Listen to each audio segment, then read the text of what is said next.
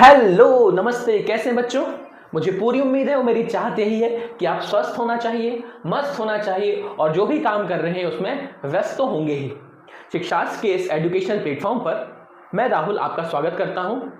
अभी तक यदि आपने हमारे चैनल को सब्सक्राइब नहीं किया है तो कर लीजिए और साथ में बेल आइकन का बटन भी दबा लीजिए सो दैट जो भी हमारी तरफ से नोटिफिकेशन पहुंचाए जाते हैं, अपडेट पहुंचाए जाते हैं, वो सबसे पहले आप तक पहुंच पाए। तो हम क्या बात कर रहे थे, हम 10th केमिस्ट्री में चैप्टर नंबर 3 यानी कि मेटल्स एंड नॉन मेटल्स की बात कर रहे थे।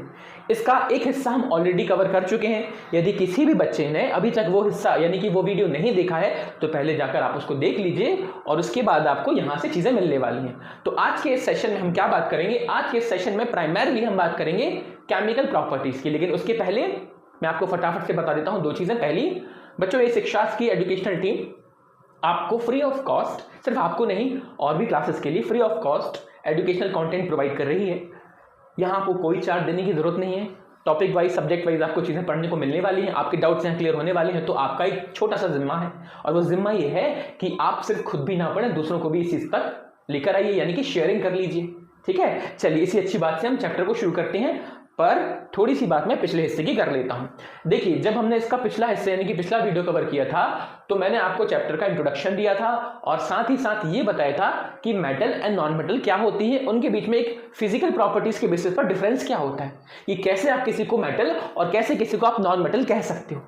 लेकिन वही बात हो गई कि हमने जब बात की थी वो कौन सी बातें थी, वो बातें थी फिजिकल प्रॉपर्टीज की, कि मेटल देखने में कैसा लगता है, चमकता है, इलेक्ट्रिकली कंडक्टिव होता है। नॉन मेटल चमकता नहीं है, ना उसमें इलेक्ट्रिसिटी पास होती है। ये सब बातें जो होती हैं वो किसकी लेकर होती हैं, वो सारी बातें होती हैं फिजिकल प्रॉपर्टीज को लेकर बाहर से।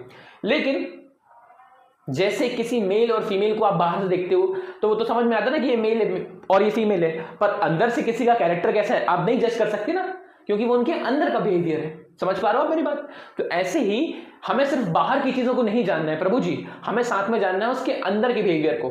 क्यों? क्योंकि अंदर के बिहेवियर यानी कि जब हम उसकी केमिकल प्रॉपर्टीज को जानेंगे तब हम बड़ी आसानी से किसी भी मेटल को कहां यूज करना है ये सीख जाते हैं।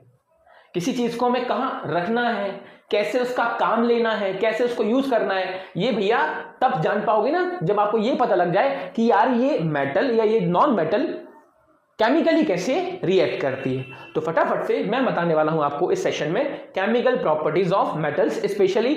हालांकि ऑल दो नॉन मेटल की हमारे जो सिलेबस है, हमारा जो रिसेंट सिलेबस हुआ है उसमें नॉन मेटल का कोई बहुत ज्यादा जिक्र नहीं है, बट फिर भी मैं आपको थोड़ा बहुत बता दूंगा। ठीक है, चलिए। सो क्या होता है जब कोई मेटल केमिकली बिहेव करती है। तो बच्चा, जब भी किसी भी मेटल को आप देखते हो तो आपको सबसे पहले तो ये चीज क्लिक करनी चाहिए कि वो चमकती है ना, उसमें साउंड आता है, इलेक्ट्रिकली कंडक्टिव है, ये तो फिजिकल प्रॉपर्टी है। लेकिन जो खास बात मैंने आपको बताई थी मेटल के बारे में, यदि आपको फर्स्ट वीडियो आपको याद हो तो मेटल का जो आइडेंटिफिकेशन यानी कि मेटल को जो पहचानने का सिस्टम है वो डिपेंड करता है कि कितने आसानी से कोई मेटल अपने अंदर से इलेक्ट्रॉन को डोनेट कर सकता है यानी कि लूज कर सकता है। ये चीज मैंने आपको बताई थी कि जो मेटल होती है उनमें एक खास गुण होता है, एक खास प्रॉपर्टी होती है। करेक्ट। फॉर एग्जाम्पल, यदि मैं मेटल हूं तो मेरे अंदर ना एक प्रॉपर्टी होगी। क्या प्रॉपर्टी होगी? कि मैं बहुत जल्दी यानी कि मुझे बहुत जल्दी होगी कि मैं अंदर से अपने इलेक्ट्रॉन निकाल दूं। क्यों निकाल दूं, इसको समझते हैं हम एक एग्जांपल से। देखिए, फॉर एग्जांपल आप सभी ने सुन रखा है कि यार सोडियम एक मेटल होती है। करेक्ट। सोडियम क्या होती है? एक मेटल होती है, मान लो। करेक्ट। नहीं भी पता हो तो बेटा आपने बहुत सारे यूट्यूब वीडियोस देखे होंगे जिसमें वो सोडियम मेटल का एक्सपेरिमेंट करके दिखाते हैं कि पानी में जाते ही वो क्या करता है, आग पकड़ लेता है, फट जाता है ना। कोई भी आप यूट्यूब पे देखिएगा सोडियम, कोई भी आप यूट्यूब वीडियो पे सोडियम मेटल की रिएक्शन देख सकते हैं। लेकिन मुद्दा ये नहीं है, मुद्दा ये है कि आप सोडियम को सोडियम मेटल क्यों कह रहे हो। क्योंकि देखो ध्यान से, जब हम सोडियम को अपने सामने रखते हैं तो सोडियम का जो एटॉमिक नंबर होता है वो 11 होता है। एटॉमिक नंबर 11 का मतलब इसके पास टोटल कितने इलेक्ट्रॉन्स हैं? 11 इलेक्ट्रॉन्स हैं। अब हमारी केमिस्ट्री कहती है कि पहले शेल में जो पहली ऑर्बिट होती है, एनर्जी शेल होती है, वहां 2 इलेक्ट्रॉन्स होते हैं। उसके बाद होते हैं कितने इलेक्ट्रॉन्स? 8 इलेक्ट्रॉन्स होते हैं। और फिर होते हैं कितने इलेक्ट्रॉन्स? 1।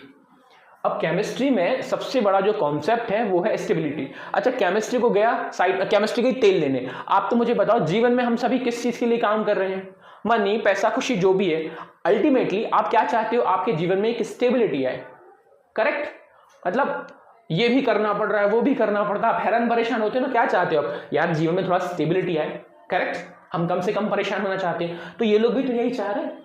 अब हुआ यूं कि जब सोडियम मेटल को हमने ध्यान से देखा तो पता लगा एक इलेक्ट्रॉन एक्स्ट्रा बैठा है। अब केमिस्ट्री ये कहती है कि यदि किसी भी मेटल को या किसी भी एलिमेंट को क्या होना है, स्टेबल होना है, तो उसके आखिरी वाली कक्षा में, सबसे लास्ट वाली एनरी शेल में 8 इलेक्ट्रॉन्स होना चाहिए। भाई साहब के पास केवल कितना है, एक ही है, तो क्या ये स्टेबल होंगे? नहीं होंगे। तो इसने क्या कर देना है, इसने अपना एक इलेक्ट्रॉन निकाल देना है, ये दूसरे को दे देता है। क्यों दे देता है? क्योंकि इससे सोडियम का ही फायदा है। सोडियम का फायदा कैसे है बच्चों? जब ये इलेक्ट्रॉन बाहर निकल जाएगा तो ये वाली शेल तो समझ लो खाली हो गई। अब आप मुझे बताओ, एक इलेक्ट्रॉन हमने निकाल दिया तो फाइनली हमारी लास्ट वाली शेल में कितने इलेक्ट्रॉन बचे? 8 ना।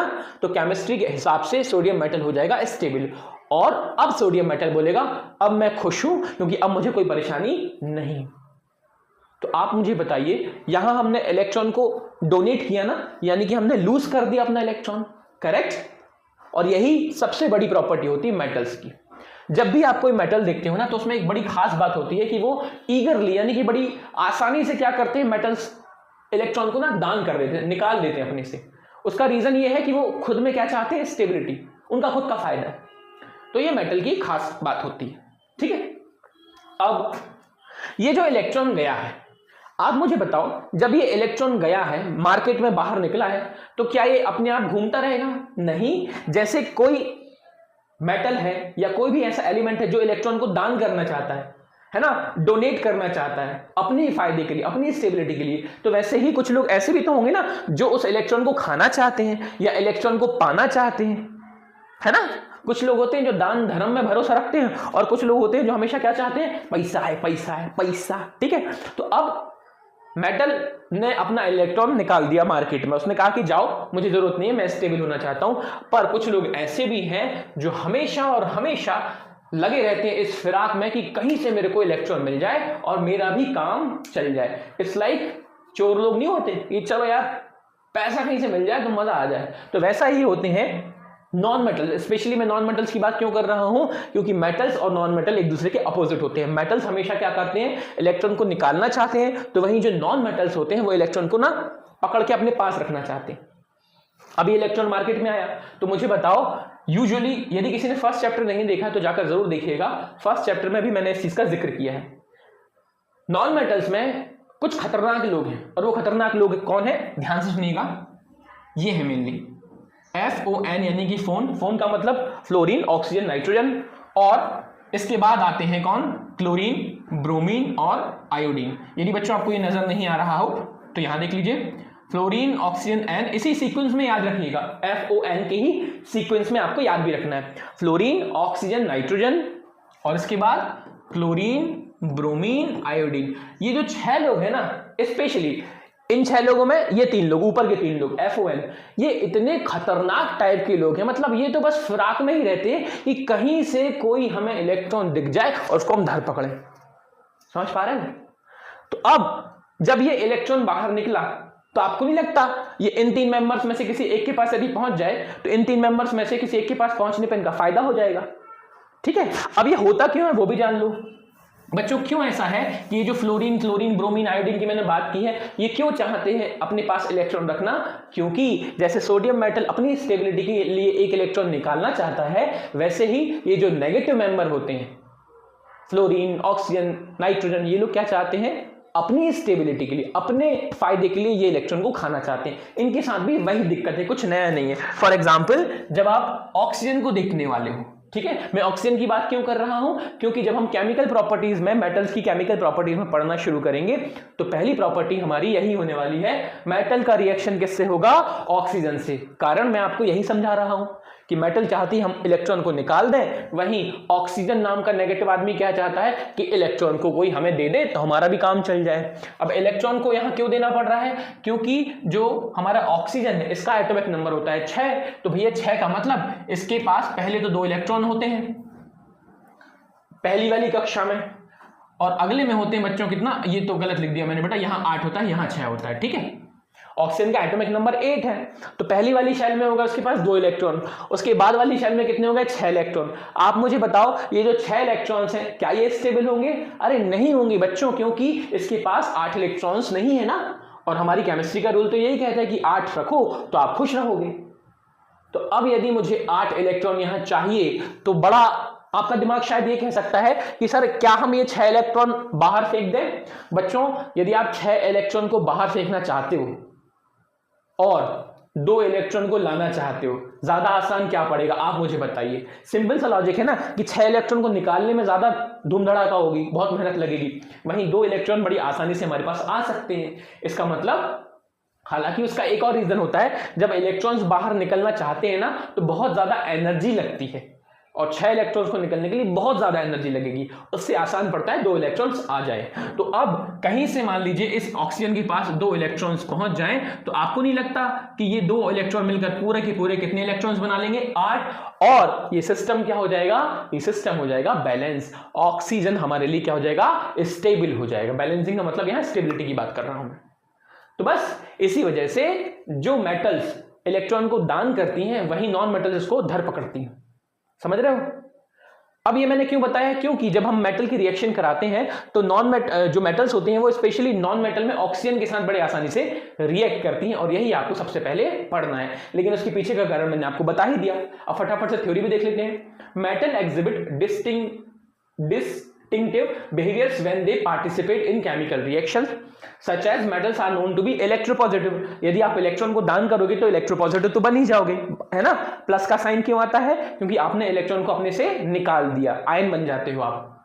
Meaning they readily lose electrons। metal are highly reactive and tend to lose electrons easily forming positive charged ions known as cations. हालांकि इसकी चर्चा आप पिछले चैप्टर में भी कर चुके हो और आपने 9th में भी पढ़ा है। नहीं पता है तो मैं बता देता हूं। बच्चों, मान लीजिए कोई एटम होता है और यदि आप इस एटम में से इलेक्ट्रॉन को क्या कर देते हो? दान कर देते हो, निकाल देते हो इलेक्ट्रॉन, तो कौन सा आयन बनता है? Positive ion. और केमिस्ट्री की भाषा में इसे हम बोलते हैं कैट आयन।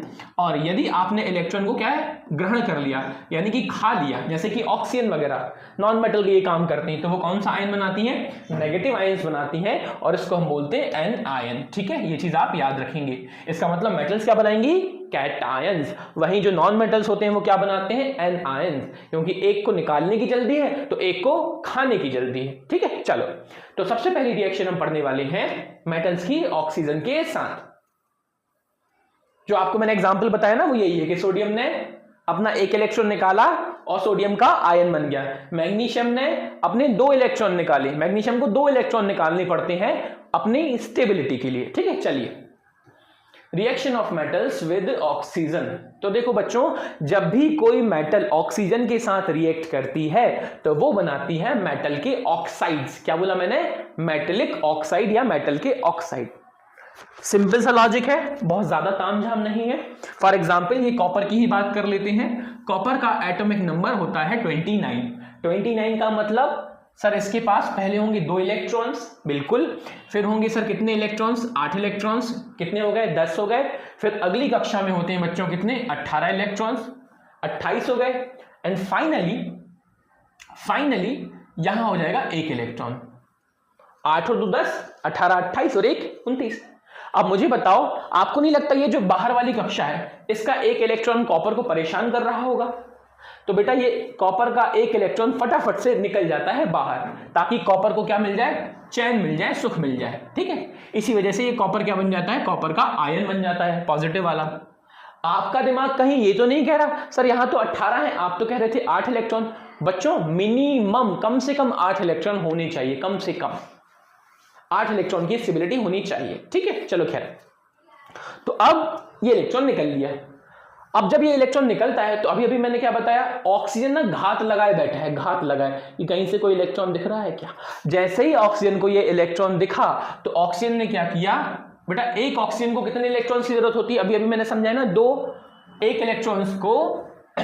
एक ऑक्सीजन को 2 इलेक्ट्रॉन की जरूरत थी। ठीक है, तो अब इसमें से 1 इलेक्ट्रॉन तो यहीं मिल गया, तो इसीलिए ऑक्सीजन कौन सा आयन बना लेता है बच्चों? नेगेटिव आयन बन जाता है।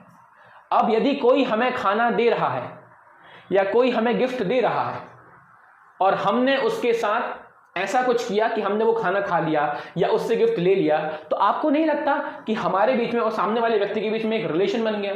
मतलब ऐसे समझ लो ना कि किसी ने आपकी मदद की, आपको किसी चीज की जरूरत थी, सामने वाले ने दे दी, आपने रख ली, तो आप उसके एहसान तले दब गए। तो कुछ ऐसा ही यहां होता है, जब ये कॉपर और ऑक्सीजन यानी कि एक मेटल और एक नॉन मेटल मतलब स्पेशली ऑक्सीजन एक दूसरे के साथ ये इलेक्ट्रॉन्स का क्या कर लेते हैं, आदान प्रदान, इलेक्ट्रॉन को लेना देना कर लेते हैं, तो बेटा ये आपस में बंध जाते हैं, है ना, बॉन्ड क्रिएट हो जाता है इनके बीच में, और जो चीज हमें निकल के आती है वो क्या आती है, उस मेटल का ऑक्साइड, जैसे कि यहां किसका आया है, कॉपर का ऑक्साइड। क्लियर। सिमिलरली देखो आप एल्यूमिनियम, अब ये जो एल्यूमिनियम होती है बच्चों, इसका एटॉमिक नंबर होता है 13। अब 13 का मतलब 2, 8 और 3, अब ये 3 इलेक्ट्रॉन घूम रहे हैं, दिमाग खराब करना है एल्यूमिनियम का, तो एल्यूमिनियम ने बोला इनको मारो लात, जब ये इलेक्ट्रॉन निकल जाएंगे लात मार दोगे तो एल्यूमिनियम के पास आता है पॉजिटिव का कितना हिस्सा, 3 हिस्सा, क्योंकि 3 इलेक्ट्रॉन निकाले हैं। अब गलती से यदि मान लो यहां कौन पहुंच गया, ऑक्सीजन पहुंच गया, तो ऑक्सीजन तो की तो बल्ले बल्ले, क्यों, क्योंकि ऑक्सीजन तो चाहता था ना कि कोई हमें इलेक्ट्रॉन दे दे, इसने ले लिया।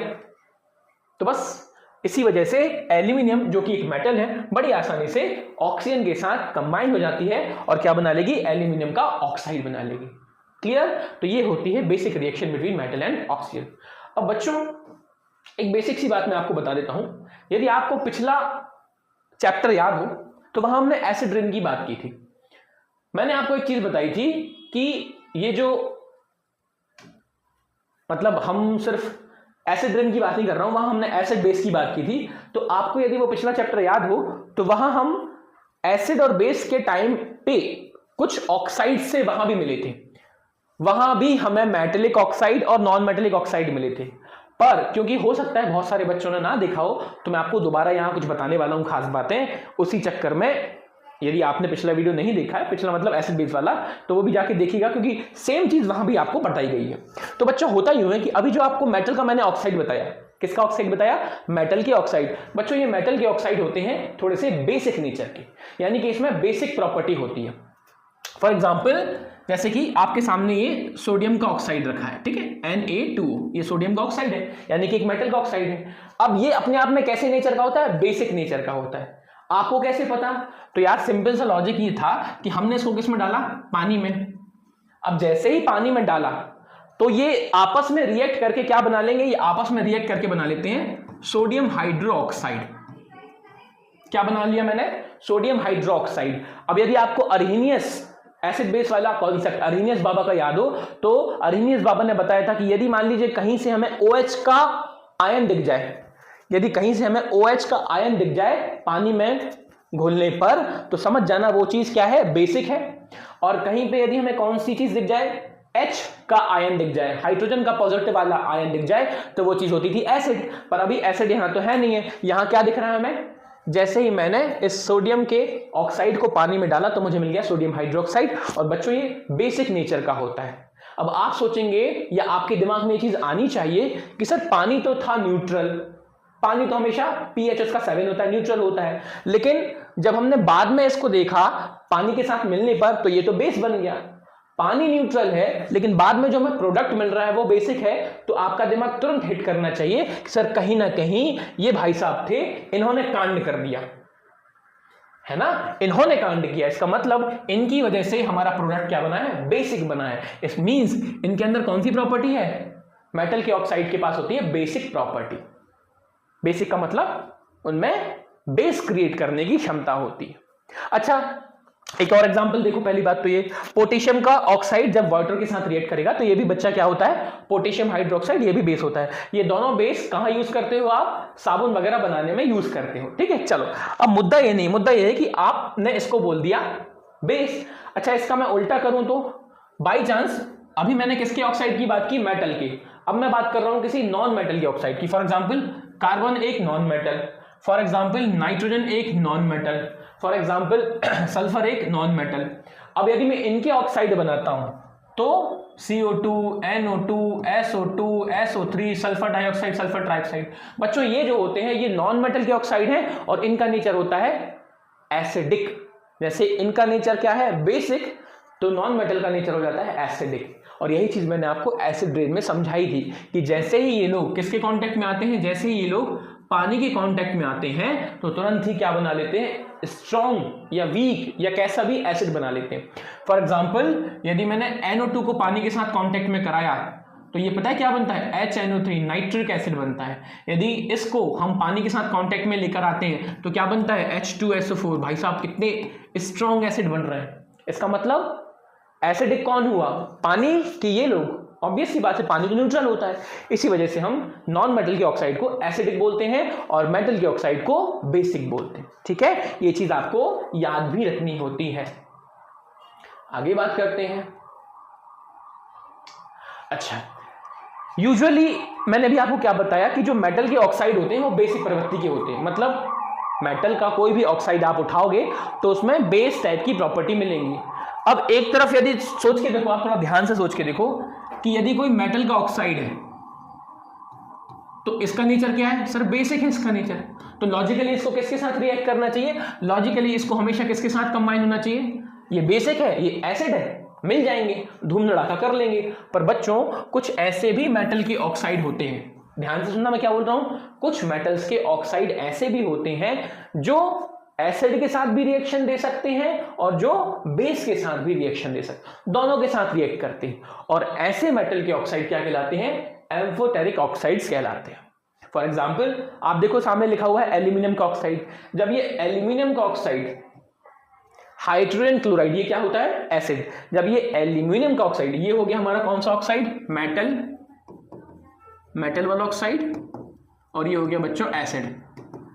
जब मेटल का ऑक्साइड एसिड के साथ रिएक्ट करता है तो ये तो हमें समझ में आता है क्योंकि ये बेसिक था, ये एसिड है, ये लोग आपस में रिएक्ट करेंगे, एल्यूमिनियम क्लोराइड बन गया और पानी बन गया, दिक्कत ये नहीं है। लेकिन आप ध्यान से देखो, अब ये भी मेटल का ऑक्साइड है और ये क्या है? ये भी मेटल का ऑक्साइड तो नहीं बोलूंगा इसको मैं बोलूंगा ये कौन सी प्रॉपर्टी भैया? ये तो बेस वाली है। अब इसका नेचर भी बेस जैसा है, इसका नेचर भी बेस जैसा है, लेकिन एक थोड़ा स्ट्रांग है तो एक थोड़ा वीक है। लेकिन वो दिक्कत नहीं है, दिक्कत ये है कि जब ये दोनों आपस में रिएक्ट करते हैं तो यहां भी हमें कुछ ना कुछ मिल रहा है, सोडियम एल्यूमिनेट बोलते हैं इसको, सोडियम एल्यूमिनेट।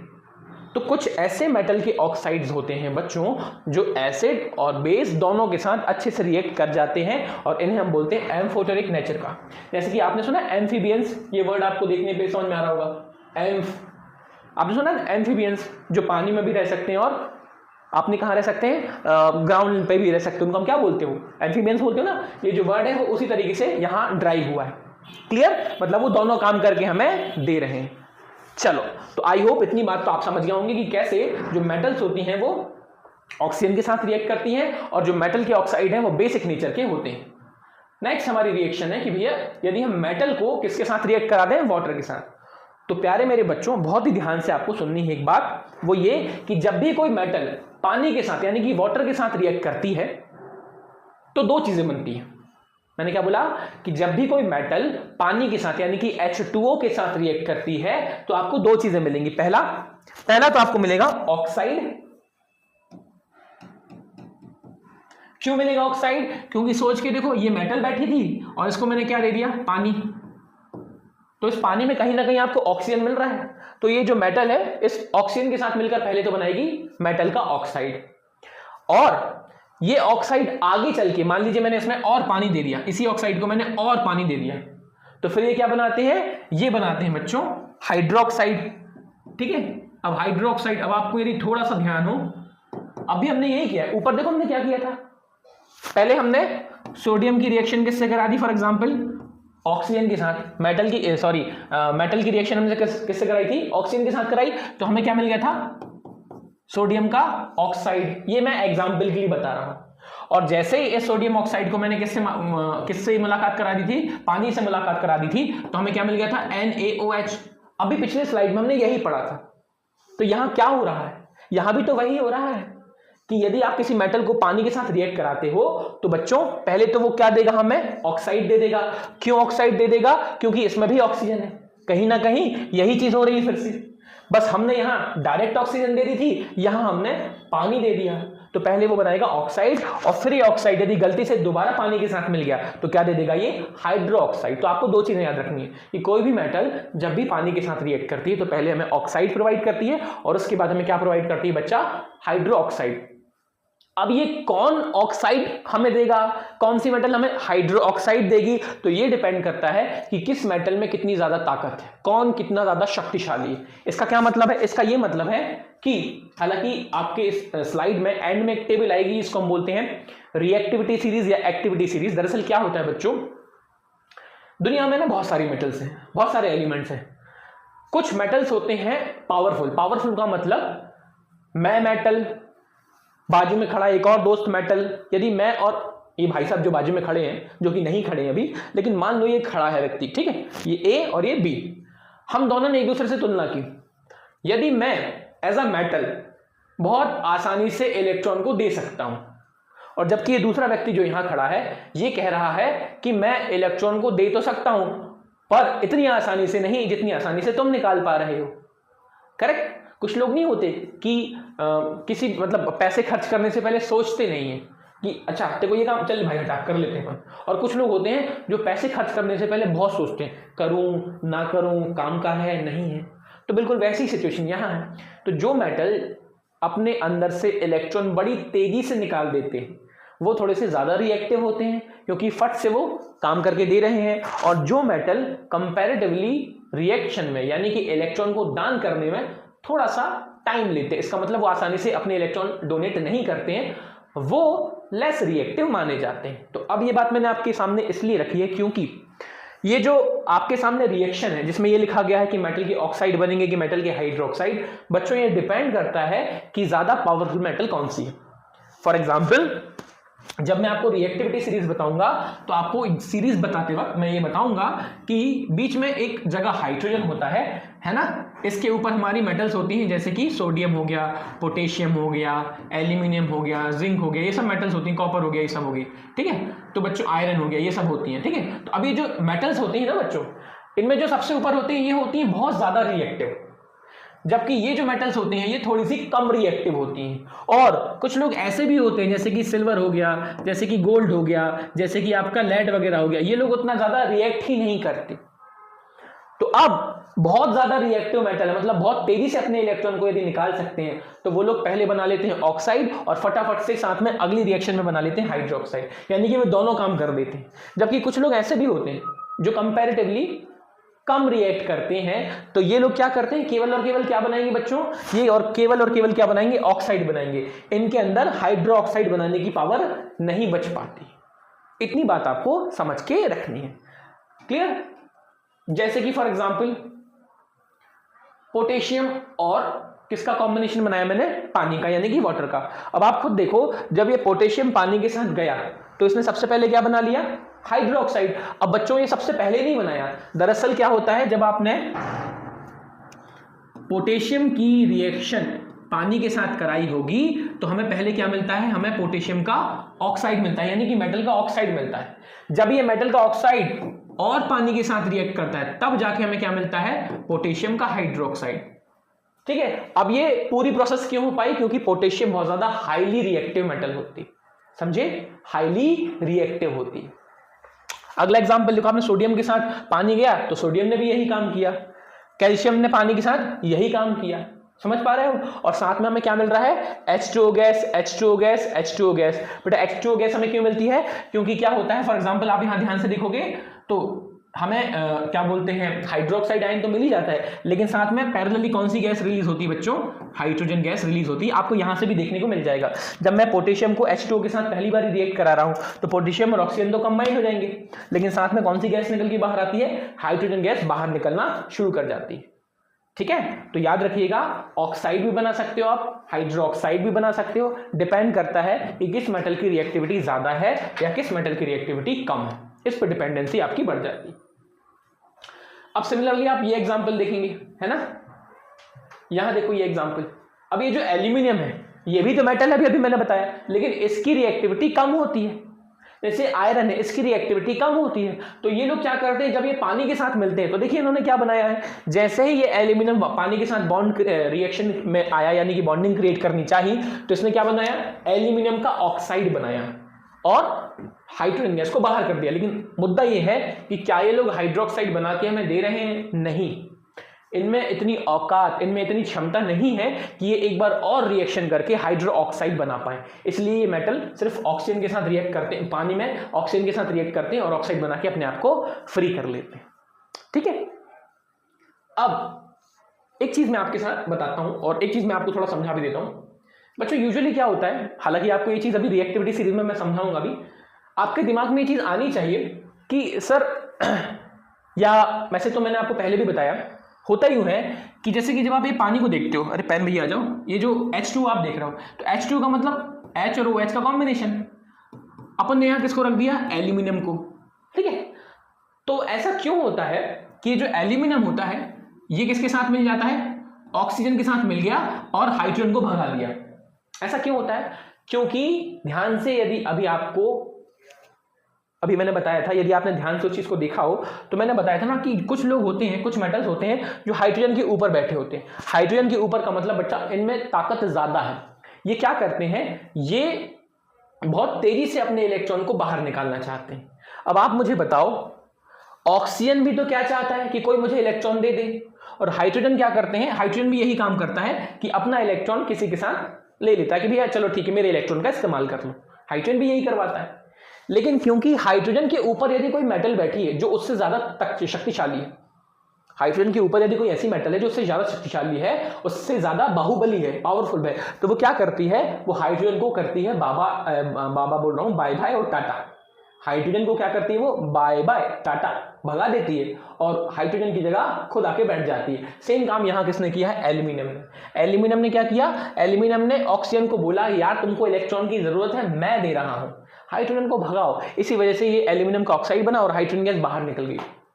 लेकिन एक चीज भूलना नहीं है कि इनमें खुद इतनी क्षमता नहीं थी कि अब ये और जाके पानी के साथ रिएक्ट कर सके, जबकि इसके प्रीवियस में आपको ऑक्साइड भी देखने को मिला और हाइड्रो ऑक्साइड भी देखने को मिला।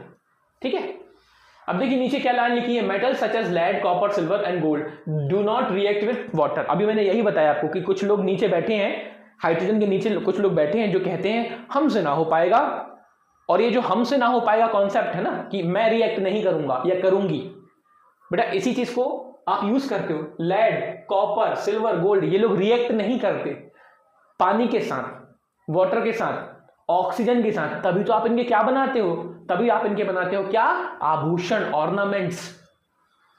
सिल्वर, गोल्ड, इनके आभूषण आप पानी में डाल दो, खराब नहीं होते इतनी आसानी से, होते ही नहीं जनरली। सिल्वर पे तो चलो थोड़ा बहुत टार्निशिंग आ जाती है, कालापन पड़ जाता है, पर गोल्ड वगैरह के साथ ऐसा नहीं है। क्यों, क्योंकि यार वो रिएक्टिव है ही नहीं, तभी तो आप उनका इस्तेमाल किस में कर रहे हो, आभूषण बनाने के लिए। ठीक है, सोचा करिए थोड़ा सा। नेक्स्ट है reaction of metal with dilute acid. यार ये तो बड़ा सिंपल है। क्यों सिंपल है सर, क्योंकि आपने अभी अभी तो पढ़ा ना कि जो मेटल है वो अपने आप में, मतलब नॉर्मली, मैं आपको एक चीज बता देता हूं, हालांकि यहां लिखा नहीं है, बट जब आपको यह चीज पता चल चुका है कि जो मेटल है ऑक्सीजन के साथ रिएक्ट करने पर मेटल का ऑक्साइड बना रही है, और मेटल का ऑक्साइड किस तरीके का है, थोड़ा सा बेसिक, यानी कि उसमें बेस जैसा नेचर है, तो कहीं ना कहीं मेटल बहुत आसानी से क्या करने वाली होती है, अपने साथ बेसिक प्रॉपर्टी को लेकर चलने वाली होती है। ध्यान से सुनिए मैं क्या बोल रहा हूं, कि जो मेटल्स होती हैं वो कहीं ना कहीं अपने साथ बेसिक प्रॉपर्टीज को लेकर चलती हैं। अब एक तरफ कोई व्यक्ति है या एक तरफ कोई ऐसा एलिमेंट है जिसमें बेसिक प्रॉपर्टी हो सकती है, और दूसरी तरफ मैंने क्या रख दिया, एसिड रख दिया, तो आपको नहीं लगता ये लोग आपस में रिएक्शन कर जाएंगे या इनमें कुछ धूम धड़ाका हो जाएगा? तो यही चक्कर होता है कि जब मेटल डाइल्यूट एसिड के साथ या किसी भी एसिड के साथ रिएक्ट करती है तो वो हमें क्या देती है, वो हमें देती है दो चीजें। पहला, वो आपको देगा एक मेटल का सॉल्ट और हाइड्रोजन गैस। यदि आप इस रिएक्शन को देखें तो बिल्कुल वैसी ही रिएक्शन है, जैसे कि एक तरफ एसिड है एक तरफ बेस है, तो हमें क्या मिल गया, एक तरफ सॉल्ट, मेटल बोल रहा हूं, base acid salt, acid base salt, लेकिन बस वहां बेस लिखा था, यहां लिखा है मेटल। ठीक है, चलो खैर, हम बेसिक बहुत बोल रहे हैं तो बेसिक में कंफ्यूजन नहीं होना। ठीक है, तो मेटल की यदि आप रिएक्शन किसी भी एसिड के साथ कराते हैं जो कि यूजुअली डाइल्यूट कॉन्सेंट्रेशन नहीं, उसमें बहुत ज्यादा गाढ़ा नहीं होता, बहुत ज्यादा कॉन्सेंट्रेट नहीं होता, यदि वो डाइल्यूट नेचर का होता है तो वो हमें मेटल का क्या दे दिया है, सॉल्ट। फॉर एग्जाम्पल आपने क्या किया, मैं बता देता हूं आपको। फॉर एग्जाम्पल आपने लिया एक सोडियम मेटल और आपने कौन सा एसिड रख दिया इसके सामने, HCl रख दिया। तो वही बात है, सोडियम क्योंकि हाइड्रोजन से ऊपर बैठा है तो हाइड्रोजन को बोलेगा तुम निकलो, तुमको लात मारता हूं, और ये आ जाएगा क्लोरीन के साथ और ये बना लेगा एक मेटल का सॉल्ट। और ये जो मेटल का सॉल्ट होता है ये बन गया, तो अब यहां से कौन निकलेगा, हाइड्रोजन निकला। तो अब ये हाइड्रोजन क्या करता है, हाइड्रोजन गैस के फॉर्म में निकल लेता है। क्लियर, हाइड्रोजन गैस के फॉर्म में निकल लेता है, फ्री हो जाता है। बड़ा सा सिंपल सा एक कॉन्सेप्ट था जो आप समझ गए होंगे। आई थी। अच्छा, आपको एक चीज और बता देता हूं, मेटल जो होती हैं वो आप एसिड के साथ इसी वजह से कांटेक्ट में नहीं रखते हो। आपने नोटिस किया होगा कि फॉर एग्जांपल मेटल जो होती है, या मैं आपको ऐसे कैसे बताऊं, चलो मैं आपको एक चीज बताता हूं। एसिड जो होते हैं ना, एसिड आपने देखा होगा, कभी आपने किसी एसिड को, किसी भी एसिड को किसी मेटल वाले, जैसे कि फॉर एग्जांपल लोहे वाले बॉक्स में या कोई भी मेटल वाले बॉक्स में रखा हुआ देखा है किसी एसिड को? नहीं देखोगे। यूजुअली आपने अपनी केमिस्ट्री लैब में, स्कूल्स वगैरह में या कहीं भी देखा होगा, जो एसिड होता है ना बेटा, वो ग्लास यानी कि कांच वाले बर्तनों में आपको देखने को मिलेगा। क्यों? क्योंकि अभी अभी हमने यही तो जाना है कि यदि गलती से कोई मेटल है और वो एसिड के साथ रिएक्ट कर जाएगी तो हमें क्या मिलेगा? मेटल का सॉल्ट मिल जाएगा। और आप ये नहीं चाहते, आप चाहते थे कि हम एसिड को इस्तेमाल कर पाएं। अब वो एसिड मेटल के साथ रिएक्ट कर दिया है ना। फॉर एग्जांपल यदि ये जो बॉटल है, इसको मान लो ये लोहे की बॉटल है, मतलब ये मेटल हो गई। अब इसके अंदर यदि मैंने क्या डाल दिया? एसिड डाल दिया, तो वो एसिड और ये मेटल रिएक्ट कर जाएंगे और हम ये नहीं चाहते। इसी वजह से आप एसिड को जनरली किसी कांच के बर्तन में रखना पसंद करते हो, है ना। पसंद क्या करते हो? मजबूरी भाई साहब, है ना। चलिए तो पॉइंट पढ़ लीजिए पहले तो फटाफट से। Metals that are more reactive tend to generate hydrogen gas more quickly compared to those with lower reactivity. इनका ये कहना है, और ये चीज मैंने अभी अभी आपको बता भी दी है, कि जो रिएक्टिविटी सीरीज होती है ना, उसमें क्या होता है बच्चों? रिएक्टिविटी सीरीज में ऊपर आता है कौन? हमारा पोटेशियम, सोडियम, ये लोग आते हैं, ठीक है। फिर धीरे धीरे जब आप नीचे आओगे तो आपको मिलेगा कैल्शियम, मैग्नीशियम, है ना, एल्यूमिनियम, जिंक, ये लोग मिलेंगे। दिक्कत ये है कि इनका ये कहना है कि जैसे जैसे आप ऊपर जाते हो तो इसका मतलब मेटल्स की रिएक्टिविटी बढ़ रही है, यानी कि इनमें ताकत बढ़ रही है। तो यदि हम तुलना करें फॉर एग्जांपल पोटेशियम की और एल्यूमिनियम की, तो ज्यादा तेजी से कौन इलेक्ट्रॉन निकालेगा? पोटेशियम। और आराम से कौन निकालेगा? एल्यूमिनियम, ठीक है। तो यदि आप पिछली रिएक्शन को देखें कि आपने मेटल के साथ किसको बिठा दिया? एसिड को बिठा दिया। फॉर एग्जांपल आपने सोडियम को किसके साथ बिठा लिया था? HCl के साथ। तो क्या मिला था हमें? सॉल्ट मिला था, और साथ में क्या मिला था? हाइड्रोजन की गैस। तो ये जो लाइन है ये आपके सामने ये कह रही है कि ये जो गैस निकली हाइड्रोजन, ये इस बात पे डिपेंड करती है कि कौन सा मेटल यहां बैठा है। यदि मान लीजिए कोई बाहुबली शक्तिशाली मेटल है तो फटाफट रिएक्शन होगी, मेटल अपना सॉल्ट बनाएगा और हाइड्रोजन गैस निकल जाएगी। लेकिन गलती से यदि आपने कोई नीचे वाली मेटल उठा ली, फॉर एग्जांपल आपने मैग्नीशियम उठा ली, तो मैग्नीशियम भी रिएक्ट करके हाइड्रोजन गैस दे देगी, लेकिन उतनी तेजी से नहीं दे पाएगी जितनी तेजी से सोडियम या पोटेशियम दे रही होती है। ये चीज हमारी बात हमें समझ में आई, और यही लाइन हमारे यहाँ लिखी हुई है कि जो भी मेटल एसिड के साथ रिएक्ट करती है वो कितनी तेजी से हाइड्रोजन गैस डेवलप करेगी, ये इस बात पे डिपेंड करता है कि कौन ऊपर बैठा है और कौन नीचे, और इससे हम मेटल में रिएक्टिविटी पैटर्न कहते हैं। ठीक है, कौन सा पैटर्न कहते हैं? रिएक्टिविटी पैटर्न, या रिएक्टिविटी क्या बोलते हैं उसको हम, सीरीज में भी इसको हम बताएंगे कि रिएक्टिविटी सीरीज किस तरीके से अरेंज होती। ठीक है, चलो आपके सामने कुछ एग्जांपल्स हैं कि जैसे सोडियम जो है वो HCl के साथ रिएक्ट करेगा तो सोडियम क्लोराइड बना लेगा, मैग्नीशियम HCl के साथ रिएक्ट करेगा, मैग्नीशियम क्लोराइड बना लेगा, एल्यूमिनियम ने HCl के साथ रिएक्ट किया तो क्या बनाया? एल्यूमिनियम का क्लोराइड बना लिया। और सबने क्या किया? सबने अपने अपने हिसाब से हाइड्रोजन को लात मारी है, लेकिन ज्यादा तेजी से किसने मारी होगी? सोडियम ने। उसके बाद किसने मारी होगी? मैग्नीशियम में। और सबसे आराम से किसने लात मारी होगी? एल्यूमिनियम ने। क्यों?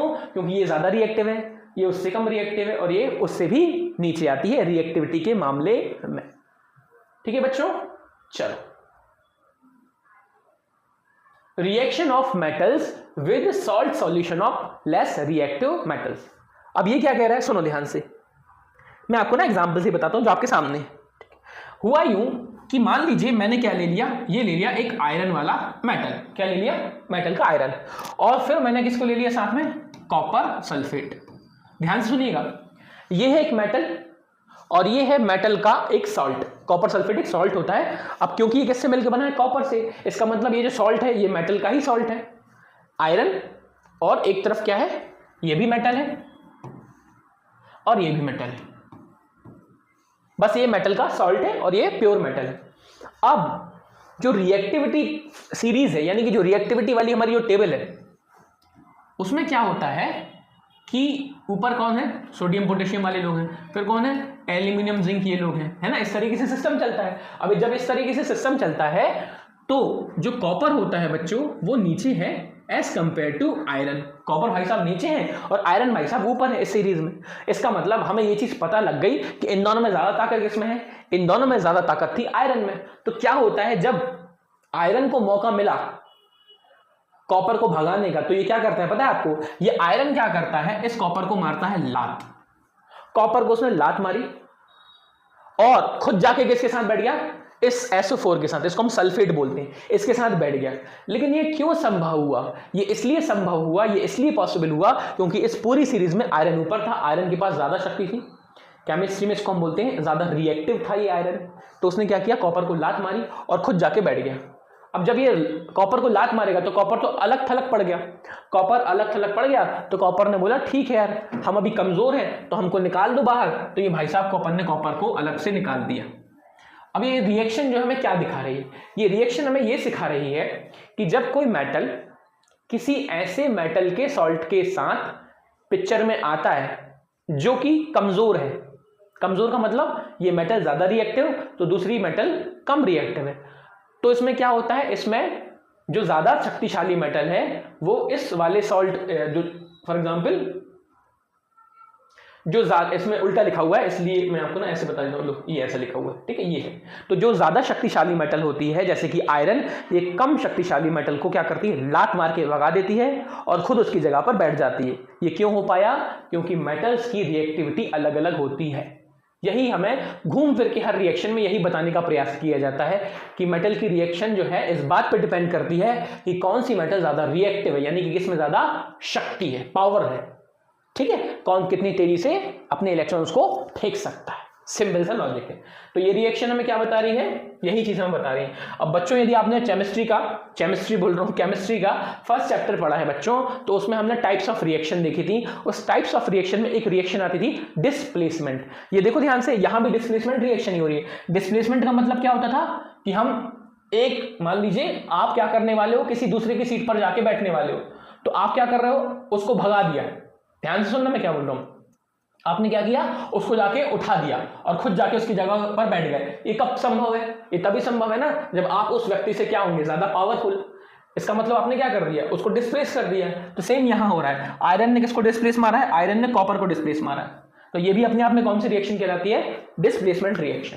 क्लियर, चलो तो अब हम आगे बढ़ते हैं। और आगे क्या पढ़ना है हमें, आगे ये पढ़ना है कि ये देखो आपके सामने ये चीज दी गई, ये वही है, ये जो है कॉपर सल्फेट का सॉल्यूशन है, ब्लू कलर का होता है। इसमें तुमने क्या डाली, आयरन यानी कि लोहे की कील डाली। तो अब लोहे ने क्या किया, ज्यादा शक्ति दिखाई। लोहे ने कॉपर सल्फेट के कॉपर को हटाया, निकाला, फेंका और खुद जाके बैठ गया सल्फेट के साथ। तो जो लोहा है ना, ये अपने कॉपर सल्फेट के साथ रिएक्शन करता है और इस चक्कर में इसका सॉल्यूशन जो है का कलर जो है चेंज होता है, हल्का सा ग्रीन हो जाता है, ब्लू से ग्रीन में कन्वर्ट हो गया। क्यों हो गया, क्योंकि हमें यहाँ क्या मिला प्रभु जी, यहाँ हमें मिला, कलर चेंज करते हैं बहुत देर होगी इस कलर में, हमें यहाँ मिल जाता है आयरन का सल्फेट और कॉपर अलग हो जाता है, ठीक है, और कलर हो जाता है चेंज। बस ये रिएक्शन को हमारे डायग्राम से बताया गया, नथिंग एल्स। तो बच्चों फाइनली अब हमें मिलेगी क्या हमारी, अरे रुक जाओ अभी नहीं, इसको ऊपर कर ले पहले। फाइनली अब हमें मिलेगी हमारी रिएक्टिव टेबल या रिएक्टिविटी वाली टेबल। ध्यान से इस टेबल को अच्छे से देख लो, नोट कर लो, पढ़ लो, सीख लो, समझ लो। क्यों, क्योंकि ये जो टेबल है ये आपको अभी नहीं बाद में भी काम आने वाली है। और ये टेबल हमें बार बार एक ही चीज बता रही है कि जब भी रिएक्शंस होंगी किसी के साथ भी किसी भी तरीके से, तो कौन पहले हमारा काम तमाम करने में मदद करेगा, यानी कि कौन सी मेटल पहले आएगी, कौन ज्यादा शक्तिशाली बन के हमें दिखाएगा। जितने भी लोग हाइड्रोजन से ऊपर, ध्यान से देखिएगा, pen pen pen pen pen pen pen pen, जितने भी लोग हाइड्रोजन से ऊपर है बच्चों, हट जाइए आप, हट जाइए हट जाइए हट जाइए हट जाइए, हट गए, आ जाइए। जितने भी लोग हाइड्रोजन से ऊपर हैं बच्चों, इनकी रिएक्टिविटी कंपैरेटिवली ज्यादा होती है, और ये जो नीचे लोग बैठे हैं इनकी रिएक्टिविटी समझ लो है ही नहीं। खासकर सिल्वर और ये गोल्ड, ये लोग तो भैया मतलब सिर्फ कहने के लिए बैठे हैं, ये नहीं करते रिएक्शन ज्यादा इतनी आसानी से, ठीक है। इसका मतलब ये भी नहीं कि करते ही नहीं है, करते हैं, पर नॉर्मली आपको जितनी तेजी से ये लोग धूम धड़ाका करते हुए मिलेंगे, ये लोग आपको सिल्वर और गोल्ड नहीं मिलेंगे कुछ भी करते हुए। समझ पा रहे हो? सो आई होप इतनी बात आप समझ गए होंगे। This is called reactivity series या एक्टिविटी सीरीज।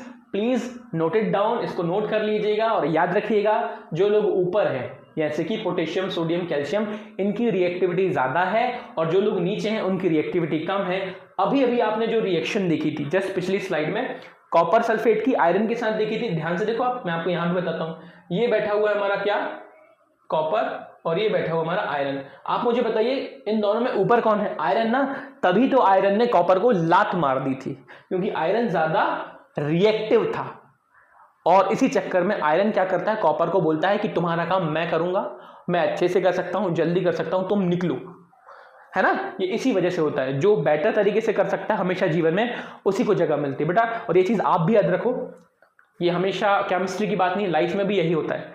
आपसे बेटर यदि कोई आपके सामने काम कर रहा होगा तो उसको काम करने दे दिया जाएगा, यानी कि उसको बोला जाएगा कि यार आज से काम तुम निकलो, है ना। और जो व्यक्ति काम नहीं कर रहा होगा या अच्छे से नहीं कर रहा होगा उसको भगा देते हैं। क्लास में भी आपके साथ यही होता है, आपने नोटिस किया ना, कोई एक बच्चा आता है, सडनली वो क्लास में क्या होता है, एकदम ब्रांड स्टार बन जाता है, सब लोग उस पर ध्यान देते हैं।